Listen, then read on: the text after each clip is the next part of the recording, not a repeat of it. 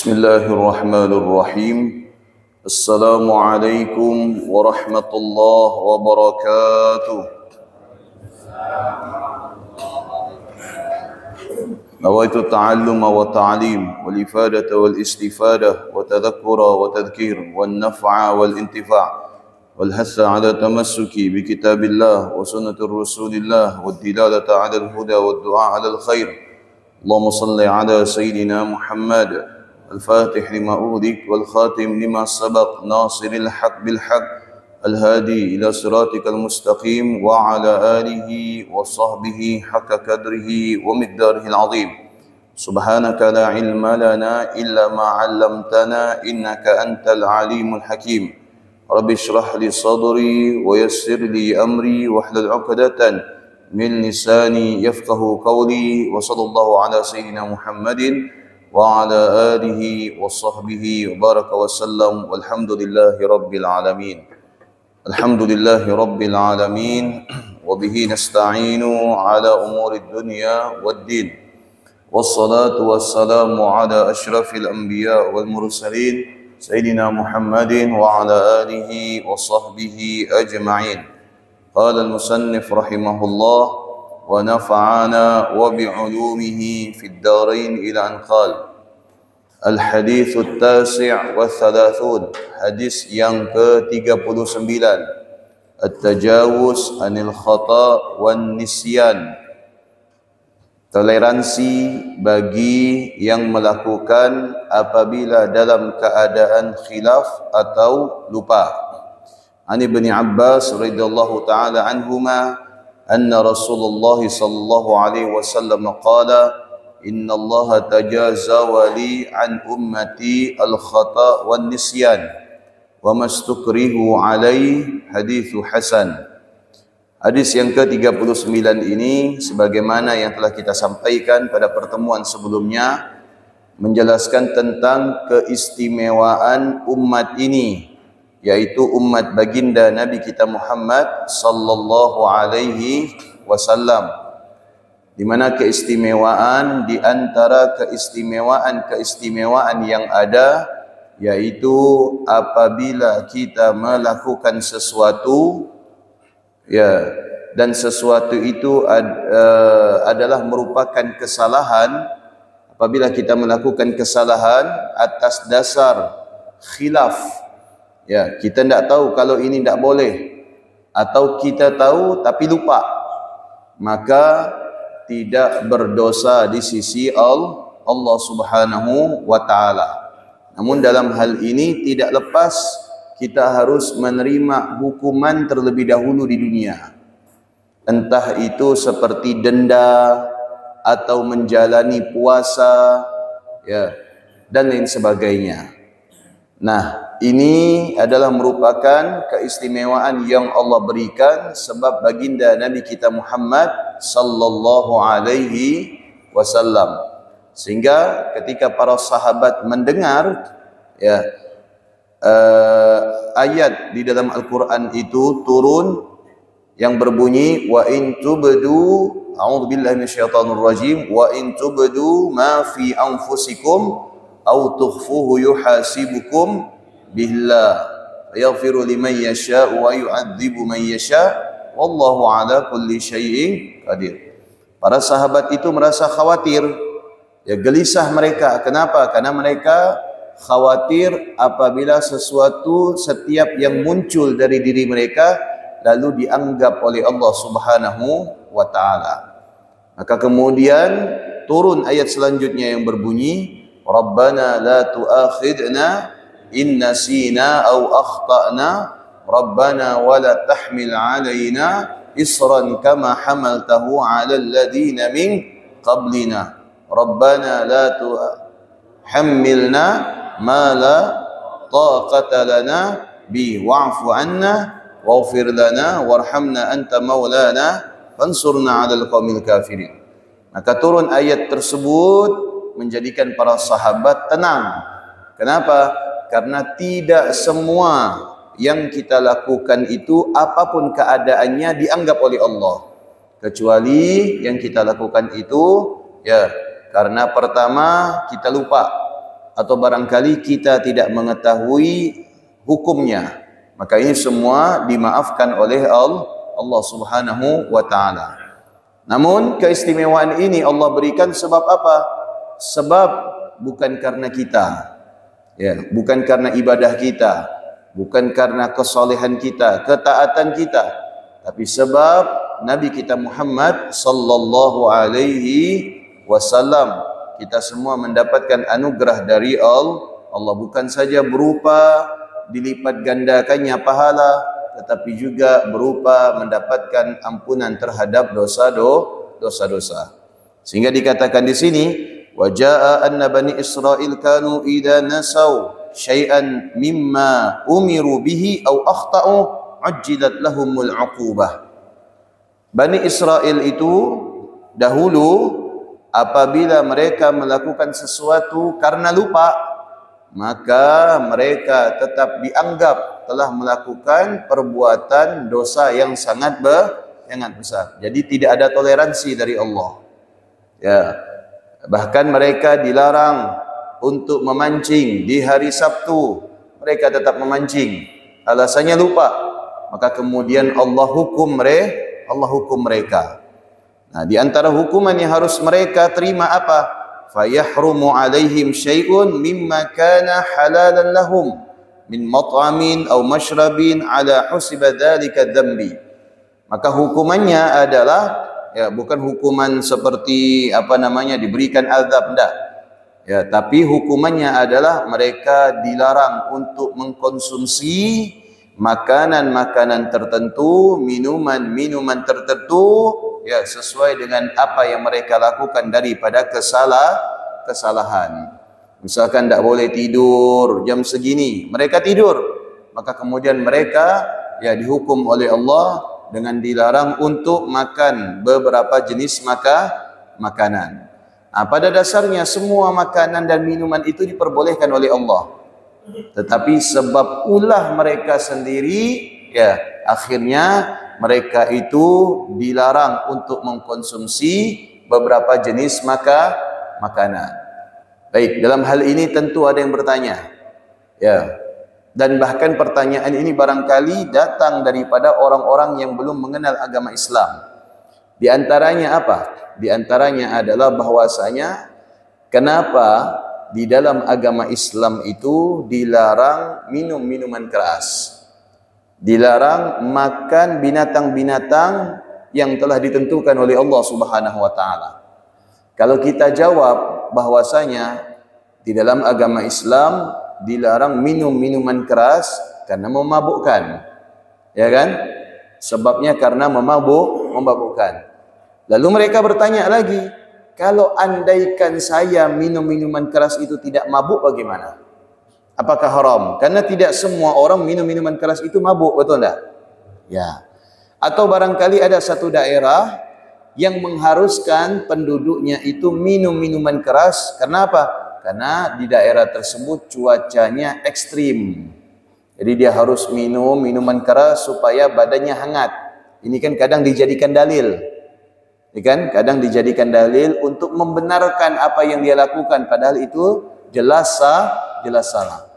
Jawabannya adalah, pertama, kita tidak bisa menyimpulkan bahwasanya larangan Allah terhadap suatu hal adalah untuk kepentingan segelintir orang. Bisa jadi Anda tidak mabuk minum minuman keras, tapi yang lain. Betul enggak? Nah, pertanyaan kita, lebih banyak mana orang minum minuman keras itu mabuk atau tidak? Mabuk atau tidak? Mabuk. Ya. Umumnya orang minum minuman keras itu mabuk. Sampai ada cap topi miring. Ya kan? Nah, minumnya, topinya masih betul. Begitu habis minum, topinya udah mulai miring. Betul enggak? Iya. Ya, jadi tolak ukurnya itu bukan Anda, tapi tolak ukurnya itu adalah mayoritas orang yang mengkonsumsi minuman keras itu pasti mabuk. Dan minuman keras itu menjadi penghalang seseorang daripada akal sehat. Yang kedua, ya, ingat, perintah Allah itu ada ta'abbudi, ada ta'akuli. Perintah Allah itu ada ta'abbudi, ada ta'aqquli. Ta'abbudi itu artinya apa? Ta'abbudi itu apa yang kita diperintahkan oleh Allah, ya, itu semata-mata bentuk penghambaan kita kepada Allah. Terlepas itu masuk akal atau tidak, ya, sesuai nalar atau tidak, ya. Maka perintah ini adalah dalam rangka ta'abbudi. Ta'abbudi itu artinya adalah menjalankannya semata-mata karena hamba Allah. Sekarang saya mau tanya, ya, kita diperintahkan setiap 17 tahun untuk mengadakan upacara, betul enggak? Padahal kalau kita pikir-pikir, ngapain upacara? Atau kita sudah merdeka? Ngapain kita 17 Agustus? 17 Agustus, ya kan? Ngapain kita upacara padahal kita sudah merdeka, kan? Betul? Ngapain kita harus berdiri lagi ngadain upacara dari jam 7 pagi sampai siang? Ya. Negara memerintahkan apa? Karena semata-mata itu adalah bentuk penghormatan kita kepada negara. Begitu juga kita ketika menjadi hamba Allah, ada perintah itu ta'abbudi, ada perintah itu ta'aqquli. Semata-mata penghambaan kita kepada Allah. Jadi ketika Allah memerintahkan kita, misalkan memerintahkan kita untuk meninggalkan minum-minuman keras, untuk tidak makan makanan yang haram, itu adalah ta'abbudi. Semata-mata bentuk penghambaan kita kepada Allah. Ada juga perintah itu ta'aqquli. Ta'aqquli itu apa? Allah larang karena memang ini bertolak belakang dengan akal sehat. Seperti perjudian, betul tidak? Narkoba, betul? Berbuat zalim, menipu, karena ini bertentangan dengan akal sehat. Walaupun sebagian agama barangkali ada yang menjadikan judi itu bagian daripada tradisi mereka, ya kan? Ya, bagian daripada tradisi mereka.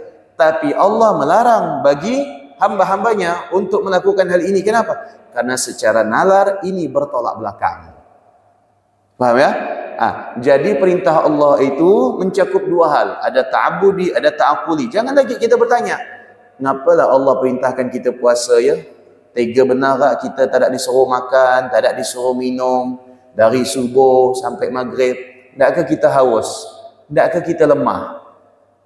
Ya, mungkin secara nalar, ya, ini menurut kita adalah barangkali bentuk penindasan. Ya, orang ada makanan dilarang makan, ada minuman dilarang minum, padahal makanan ini punya kita, bukan punya orang. Minuman ini punya kita, bukan punya orang. Dalam hal ini perintah Allah dalam rangka ta'abbudi, semata-mata penghambaan kita kepada Allah. Kalau kita benar-benar mengaku, merasa, menyatakan kita ini adalah sebagai hamba Allah, ya harus kita tinggalkan dan kita laksanakan. Ya. Dan tentunya apa yang diperintahkan oleh Allah, Allah Maha mengetahui akan hakikatnya daripada kita. Ada kemaslahatan dengan puasa itu, kita bisa membatasi hawa nafsu. Dengan puasa itu kita bisa mengurangi masuknya makanan dan minuman yang justru akan mempengaruhi bagi tubuh kita. Ya. Sehingga dikatakan di dalam Al-Quran, kullu ta'ami hillal li bani Israila illa ma harrama ala nafsi. Sesungguhnya semua makanan pada saat itu halal bagi Bani Israel, kecuali mereka sendiri yang telah mengharamkannya. Jadi aturan itu muncul, ya, bukan karena Allah Subhanahu wa taala tidak menyukai mereka. Justru dulu Allah Subhanahu wa taala sayang terhadap mereka. Tapi aturan itu muncul disebabkan karena ulah mereka sendiri. Wa afada hadal hadith anna nisyan lil halfi aw al mahluf alayhi la yahsul bihi hanathun walau bi talaqin aw i'taqin.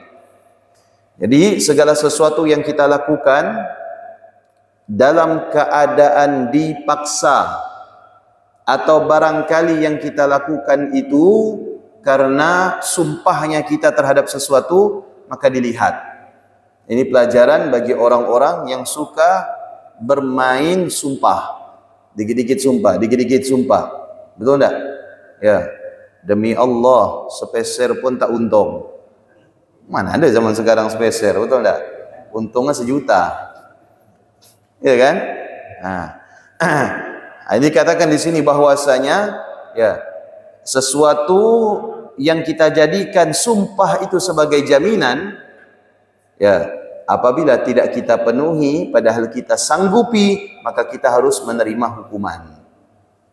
Kalau kita tidak menjalani hukuman di dunia, maka kita akan menjalani hukuman di akhirat. Itu di antara hal-hal yang harus kita tebus di dunia karena kesalahan kita. Makanya kita itu tidak dianjurkan untuk sedikit-sedikit bersumpah. Kenapa? Karena resikonya berat. Ya, yang pertama dikatakan bahwasanya orang yang bersumpah itu ya menjadikan nama Allah itu sebagai apa? Sebagai obralan. Jadi dia ngobral nama Allah. Ya kan? Ini asli enggak Pak madunya Pak?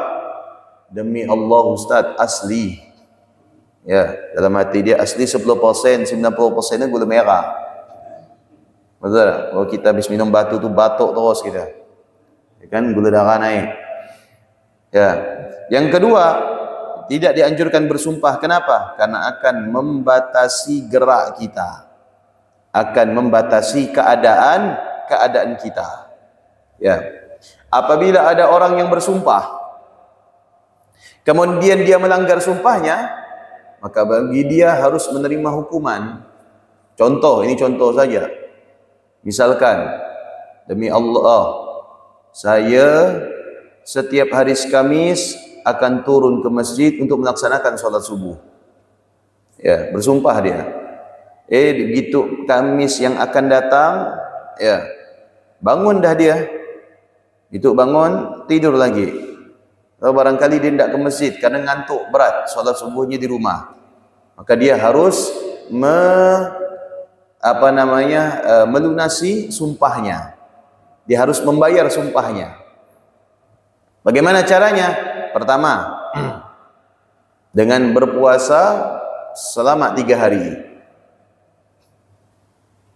Yang kedua, kalau misalkan dia tidak mampu berpuasa, memberi makan sebanyak 10 orang fakir atau miskin. Atau minimal membelikan mereka pakaian. Ya.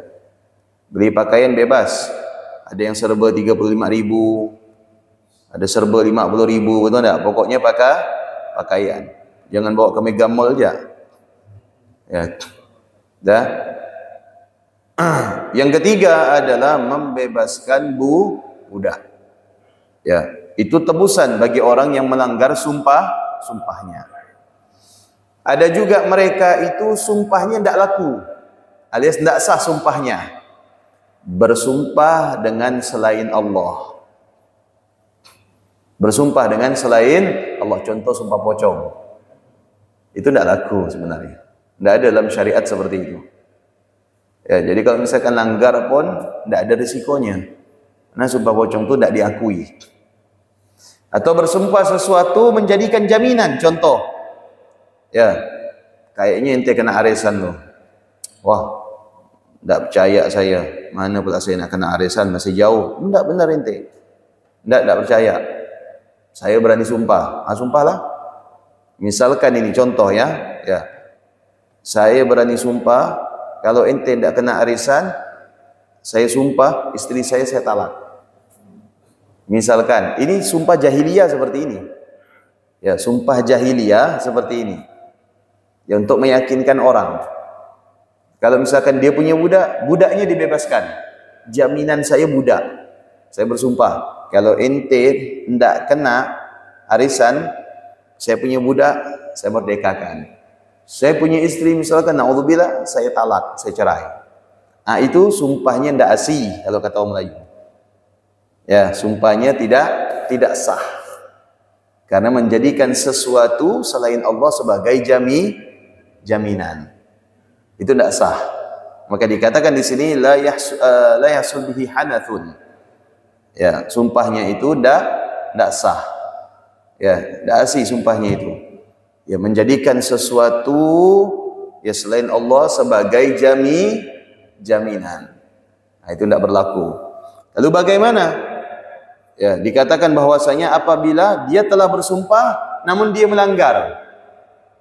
Ya, ada dua. Yang pertama, kalau dia tahu itu adalah sebuah pelanggaran daripada sumpahnya, maka dia kena hukuman. Ya, kalau dia melanggar, ya, dan dia tahu dan dia sadar dia telah bersumpah, maka itu dia telah melanggar. Dan hukumannya seperti itu tadi. Dan apabila dia melanggar sumpahnya karena dia lupa dia kan, ya, karena manusia itu ya tidak lepas daripada yang namanya lupa atau khilaf, maka tidak dianggap sumpahnya itu gugur. Ya, jelas, paham? Itu yang berkaitan dengan sumpah. Tapi kalau misalkan melakukan sesuatu, ini istilahnya tidak kasus sumpah lagi, melakukan sesuatu ya karena lupa, walaupun itu berkaitan dengan kriminal, maka dia harus menanggung hukuman di dunia, namun di akhirat dia tidak berdosa. Misalkan dia tidak sengaja, misalkan dia mau nembak burung, ketembak orang lain, ya kan? Nah, itu kan tidak sengaja kan? Seperti kasus polisi barangkali, ya kan, salah tembak, dia kira penjahat, ya kan? Ternyata bukan. Apa bahasanya itu, salah target ya? Bahasanya itu apa? Salah sasaran, itu salah target, ya kan? Nah, dia kira penjahat, ditembaknya, ternyata bukan, salah orang. Bagaimana? Di dunia dia harus menerima hukuman sesuai dengan aturan yang ada, dan di akhirat dia tidak dosa. Ya, tapi kalau ada kesengajaan, di dunia dia harus menerima hukuman, di akhirat dia berdosa. Dia tetap harus menanggung dosanya. Paham ya? Yes, itu. Faidatan urida fil hadits syarif an Anas radhiyallahu taala anhu marfu'an, idza nasitum syai'an fasallu alayya tudzakiruhu insyaallah taala. Jadi bab lupa ini apa? Lupa itu artinya apa? Lupa itu adamu dzikri syai'in in qusida fi'luhu, yaitu lupa. Ya, lupa terhadap sesuatu padahal dia ingin melakukan. Ya, lupa terhadap sesuatu padahal dia ingin melakukan. Itu yang dimaksud dengan lupa. Ya, misalkan kita ada janji dengan orang, ya kan? Lupa kita hari ini kita ada janji, padahal kita mau ketemu. Nah, ternyata lupa, adamu dzikri syai'in. Ya, lupa mengingat sesuatu padahal kita mau melakukan. Nah, itu dimaksud dengan lupa, definisi daripada lupa. Nah, dalam hal ini ada sebuah faidah, dikatakan dalam sebuah hadis daripada Sayyidina Anas bin Malik marfu'an, ya, hukum hadisnya adalah marfu', sandarkannya langsung kepada baginda Nabi. Nabi SAW bersabda, idza nasitum syai'an fasallu alayya, apabila kalian lupa terhadap sesuatu, maka bacalah salawat kepadaku. Ya, maka bacalah salawat kepadaku, kata Nabi SAW. Kalau kalian lupa, makanya biasanya kita dapati orang-orang soleh itu, kalau misalkan dia lupa, ya dia lupa nih, mau ngomong apa dia lupa, biasa gini, Allahumma shalli ala Muhammad, gitu. Begitu, ya kan? Apa fadilahnya? Ya, tudzakiru insyaallah, salawat tadi akan mengembalikan ingatan kalian. Ya, paham ya? Salawat tadi akan mengembalikan ingatan kalian. Ya. Tapi kalau misalkan lagi puasa lupa kalau dia makan, misalkan lupa kalau dia makan, ya tidak bisa dia terus makan sambil baca salawat. Ya, Allahumma shalli ala Muhammad, makan lagi. Allahumma shalli ala Muhammad, makan lagi sampai selesai satu piring. Batal puasanya. Ya enggak? Maka dia harus seketika menghentikan apa? Menghentikan makannya. Termasuk mengeluarkan apa yang ada di mulutnya. Ya.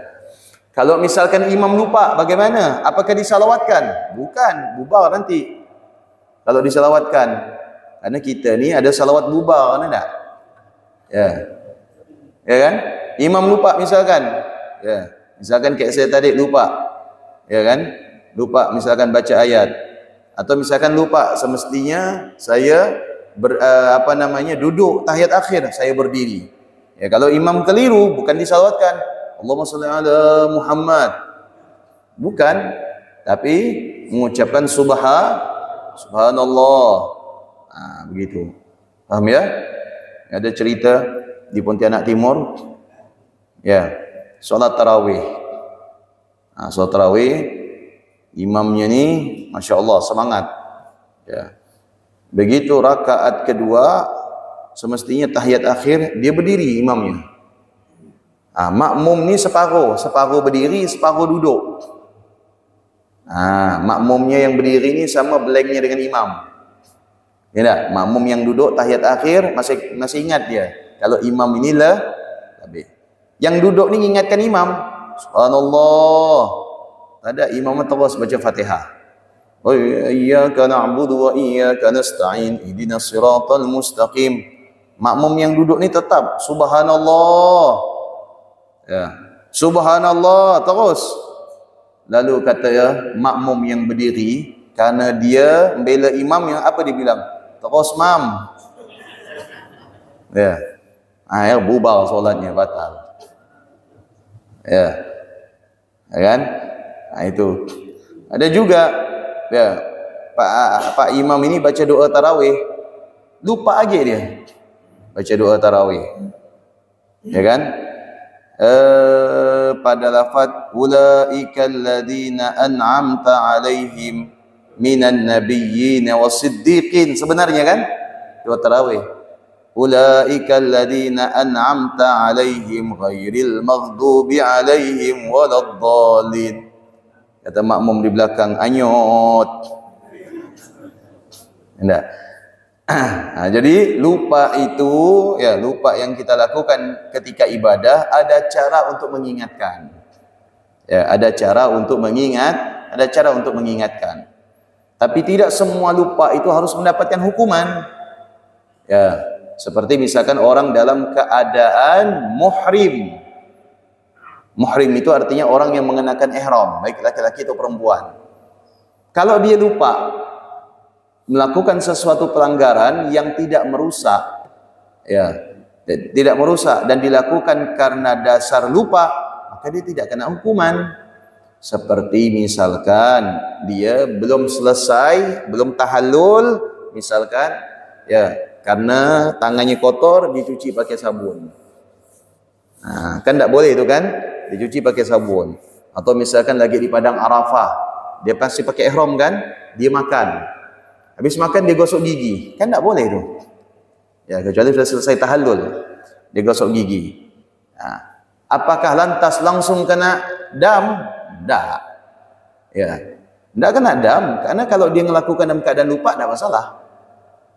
Ya, walaupun dia lakukan dalam keadaan lupa tidak masalah. Tapi kalau dia sengaja, tidak boleh gosok gigi. Tapi supaya fresh, supaya segar, harus gosok gigi. Gosok gigi, baru dia kena dam. Ya, baru dia harus membayar denda. Pertama.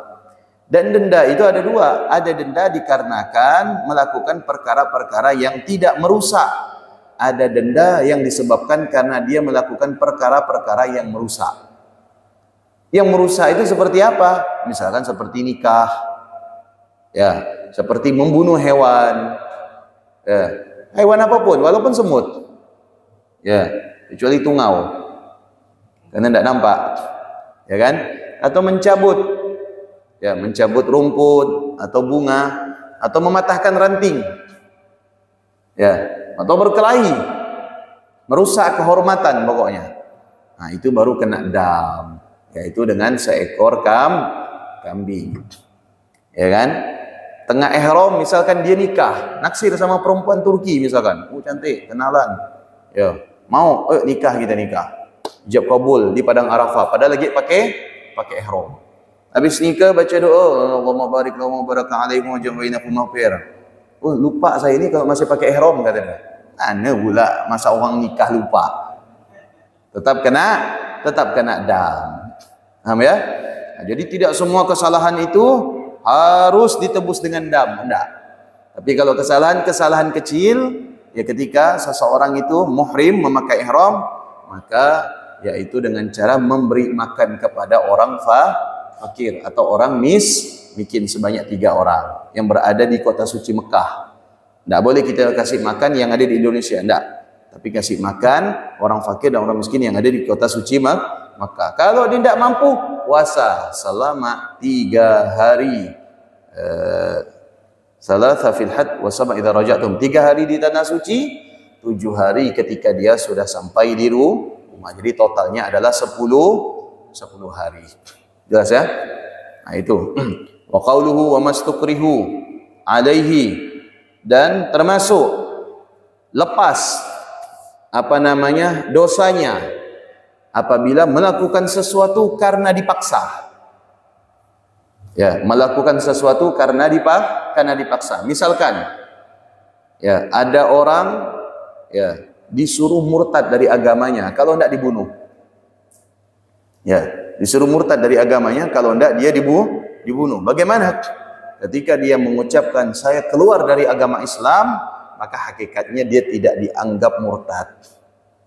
Ya, hakikatnya dia tidak dianggap murtad. Walaupun dalam hal ini para ulama berselisih pendapat. Ada yang mengatakan boleh dia mengucapkan, tidak dianggap dia keluar dari agama Islam, ya, karena hakikatnya dia tetap beriman. Tapi sebagian pendapat mengatakan bahwasanya andaikan dia mempertahankan keimanannya walaupun dengan resiko tersebut, maka itu jauh lebih utama. Yang pertama tadi itu, ya, dia boleh mengucapkan hakikatnya imannya tetap. Itu pernah dilakukan oleh sahabat Nabi yang bernama Ammar bin Yasir. Dan Ammar bin Yasir itu kan disuruh seperti itu. Akhirnya datang menghadap Nabi nangis, "Ya Rasulullah, ya, ibuku telah dibunuh, ayahku telah dibunuh, dan aku disuruh oleh mereka untuk keluar daripada agamamu. Dan kemudian aku ucapkan karena aku takut, ya, kalau mereka itu akan menyiksaku." Kata Nabi SAW, tidak masalah. Ya, dalam hal ini tidak masalah. Ucapanmu itu tidak dipermasalahkan dan tidak berimbas pada keimanan. Yang kedua, ya, misalkan seseorang disuruh membunuh. Ya, misalkan dia disuruh bunuh. Bunuh orang itu. Kalau ente anak bunuh. Bagaimana? Membunuh. Ya, dalam hal ini dia harus menerima hukuman. Ya, dalam hal ini dia harus menerima, tetap dia wajib menjalani hukuman, tapi dia tidak berdosa. Ya, tapi dia tidak berdosa, tapi dia tetap wajib menjalani hukuman. Hukumannya apa? Hukumannya adalah dengan membayar denda sebanyak 100 ekor onta. Berapa harga satu onta? Tinggal dikali ya. Ada tidak duit segitu? Ya kan? Nah, itu diantaranya. Ya. Dan begitu juga bagi perempuan yang dalam keadaan terdesak. Wa min al-ikrah wa istasna aidan az-zina fala yubaha bil ikrah. Faya'tham fa'iluhu 'ala al-asl walakin yasqut anhu al-hadd syubha. Misalkan ya, Bang Udin disuruh ditangkap sama preman kan? Tangkap Bang Udin. Ya, tanya sama preman, udah kawin belum? Belum. Kata Bang Udin, belum kawin saya, belum nikah. Kata dia, itu ada perempuan. Misalkan ada PSK. Ente gauli, kalau enggak ente saya bunuh. Macam mana pilihannya Bang Udin? Macam mana? Tanda ini misalkan kenyataan, bagaimana? Pilih mana Bang Udin? Ini yang dibahas di sini, ya kan? Wa istasna aidan az-zina fala yubaha bil ikrah. Ya, dalam hal ini, ya, maka pilihan untuk menggauli perempuan walaupun dalam keadaan dipaksa tidak diperbolehkan. Ya, tidak diperbolehkan. Jangan sampai pula, oh, adalah tak apalah, kata dia kan. Barang enak gak, kata dia.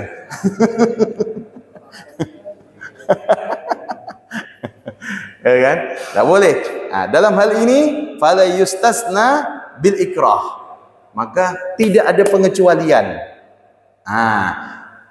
Apa namanya? Kalau misalkan ya udah enggak apa-apa daripada saya melakukan itu, ya kan? Tetapi kalau misalkan dia melakukan bagaimana? Walakin yasqut anil had lisyubha. Dia dapat dosa tetapi dia tidak mendapatkan hukuman di dunia. Karena hukuman di dunia itu yaitu dengan cambukan. Ya, jelas ya? Nah, itu.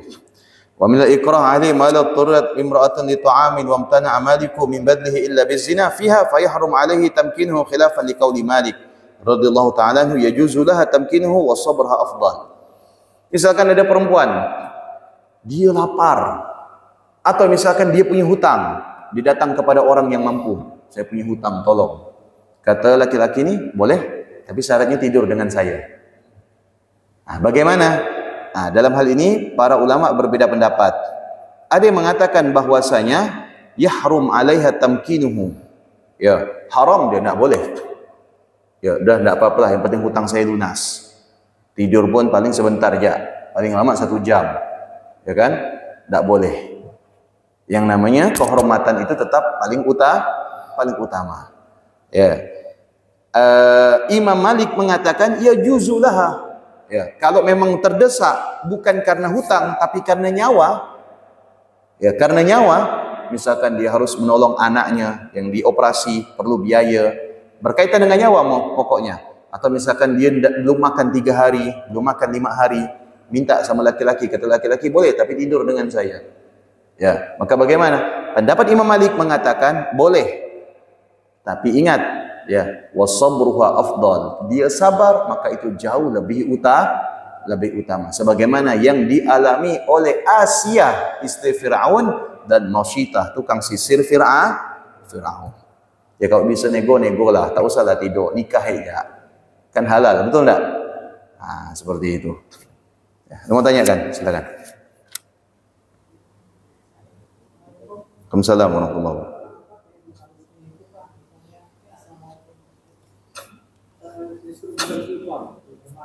Apa? Iya.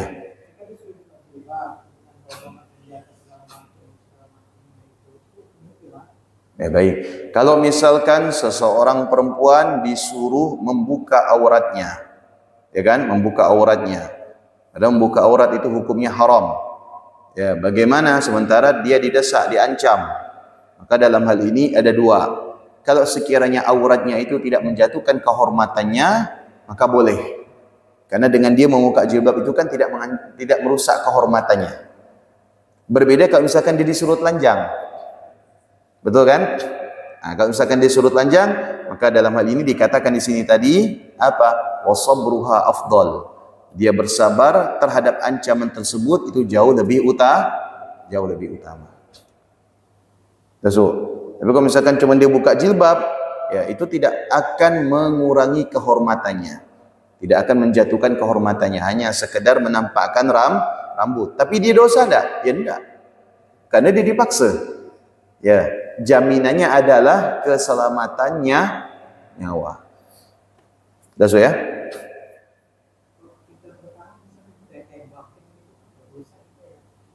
Kita nembak balik.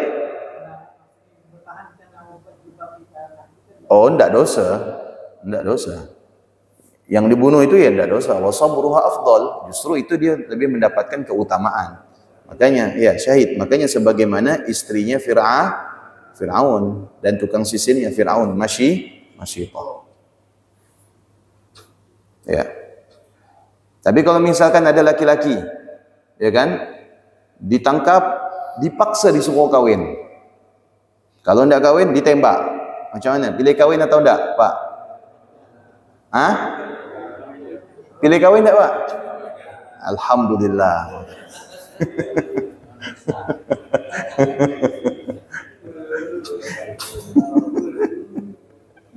Sudah? Lagi. Wa qala Abu Hanifah radhiyallahu taala anhu yarkhasu lil mar'ah az-zina bil iqra' al-muji li'anna an-nasab al-walad la yanqati. Kasus perempuan dipaksa untuk bersetubuh dengan laki-laki, ya, dengan ancaman misalkan dari yang sebagainya. Bagaimana apabila dia mengandung? Ya, sedangkan dia berhubungan itu di luar nikah, karena dipaksa tadi. Maka tetap dalam hal ini ya mengambil hukum syarak secara zahir. Apabila dia mengandung, anaknya itu dinasabkan kepada ibunya. Ya, tidak bisa dinasabkan kepada laki-laki. Kenapa? Karena hasilnya itu di luar nikah. Wal kalam fi ghairi imratin rabitat wa zana biha wa la qudrataha 'ala al-imtina' biwajhin. Fahadhi la ta'tham ijma'an. Tapi ingat, dia tidak dosa. Ya, perempuan ini tidak dosa karena dia berada di bawah tekanan. Thumma innal hadis hasan al-khata' yarfa'ul islam al-khurawi. Dalam hal ini hadis yang ke-39 tadi, ya, masalah keistimewaan umat Nabi Muhammad, ya, kesalahan yang dilakukan karena lupa atau karena khilaf, itu kesimpulannya adalah al-khata' yarfa'ul isma al-ukhrawi. Sesungguhnya kekhilafan, melakukan suatu kesalahan itu hanya mengangkat dosa di akhirat, tapi hukuman di dunia harus dia terima. Ya. Yang kedua, al-khata' fil muamalat al-maliyah baina ibad yusahhihu barduha li ashabiha. Itu kalau hubungan dengan Allah, tapi kalau hubungan dengan manusia bagaimana? Tetap tidak bisa, ya. Bab muamalah misalkan, dia beli telur 10, ya kan? Ternyata yang jual ini lebih, ngasih 11, sampai di rumah dihitung, loh, kok 11? Kan saya beli 10. Wajib dia membalikkan satunya. Tidak boleh. Lupa kali itu adalah rezeki kita. Tak boleh. Ya, itu tak boleh. An-nisyan yasqutul ithma. Lupa itu bisa menggugurkan dosa. Ini keistimewaan umat Nabi Muhammad. Ya, lupa itu bisa menggugurkan dosa. Coba kita bayangkan. Lagi puasa. Ya, puasa, tengah puasa makan sama minum. Itu halal tak? Haram. Dosa kan? Tapi kalau kita lakukan dalam keadaan lupa, tidak dosa. Jadi lupa itu bisa menghilangkan dosa. An-nisyan fi huquqillah wa la yasqut bihi haqqul ibad. Lupa itu gugur dosanya kalau yang berkaitan dengan Allah. Tapi kalau berkaitan dengan manusia, tidak bisa. Yang berkaitan dengan manusia tidak bisa. Misalkan jatuh tempo hutangnya, lupa dia kalau jatuh tempo, tidak bayar. Datang ditagih sama yang punya hutang, ayo bayar. Ya Allah, lupa, tidak ke dimaafkan. Allah yang maafkan, masa ente tidak? Anda pula bisa gitu. Ya, betul tidak? Likrah yasqutul uqubah. Yang kelima, ya, pelajarannya adalah bahwasanya tekanan, desakan, paksaan itu bisa menghilangkan hukuman. Wallahu a'lam bissawab. Mudah-mudahan bermanfaat. Bismillahirrahmanirrahim. Subhanakallahumma wa bihamdika asyhadu an la ilaha illa anta astaghfiruka wa atubu ilaik. Assalamualaikum warahmatullahi wabarakatuh.